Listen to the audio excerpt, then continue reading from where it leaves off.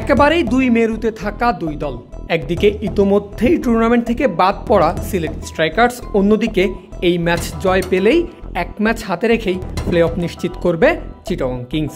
এমন সমীকরণের ম্যাচে টস হেরে আগে ব্যাট করার অপশন পায় চিটাগং, যেখানে বেশ বাজিমাতি করে মোহাম্মদ মিথুনের দল। যদিও কিংদের শুরুটা ছিল একেবারেই নড়বড়ে। দলের স্কোরবোর্ডে মাত্র 3 রান উঠতেই ওপেনার পারভেজ হোসেন ইমনের উইকেট হারায় চিটাগং। মাত্র 1 রান করে তানজিম সাকিবের বলে এলবিডব্লিউ হয়ে আউট হন এই ওপেনার। এরপর গ্রাহাম ক্লার্কও হতে পারেন নিথিত। তার সাজঘরের টিকিটও কেটেছেন তানজিম সাকিব নিজের দ্বিতীয় ওভারে এসে। তবে দ্রুত 2 উইকেট পড়ার পরেই ঘুরে দাঁড়ায় বন্দর নগরীর দল।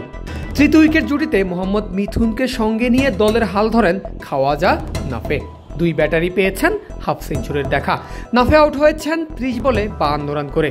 অন্যদিকে 38 বলে 52 রান করে সাজঘরে ফেরেন কিংস ক্যাপ্টেন। আর এই জুটির পতনের পরপরই আবারও চাপ নেমে আসে চিটাগং শিবিরে।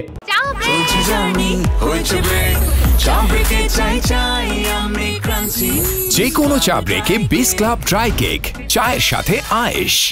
আগের ম্যাচে কিংদের টানা 4 ছক্কায় ম্যাচ জেতানো হায়দার আলী আজ আউট হন মাত্র 9 রান করে। রাহাতুল ফেরদৌসও 4 রানের বেশি করতে পারেননি এদিন। তবে যখনই মনে হচ্ছিল সিলেটের বোলাররা খুব ভালো করছে, তখনই আবারও চিটাগংয়ের ঢাল হয়ে দাঁড়ায় শামীম পাটোয়ারি আর খালেদ আহমেদের সপ্তম উইকেট জুটি। এই দুজনের 61 রানের পার্টনারশিপ কিংদের এনে দেয় 196 রানের সংগ্রহ। শেষ ওভারে আউট হওয়ার আগে শামীম করেছেন 23 বলে 38 রান, আর খালেদ অপরাজিত ছিলেন 13 বলে 25 রানের ঝড়ো ইনিংস খেলে। এরপর 197 রানের বড় লক্ষ্য সিলেটের সামনে, যে লক্ষ্য তাড়ায় ইনিংসের শুরু থেকেই হাঁটু ভেঙে পড়ে স্ট্রাইকার্সরা।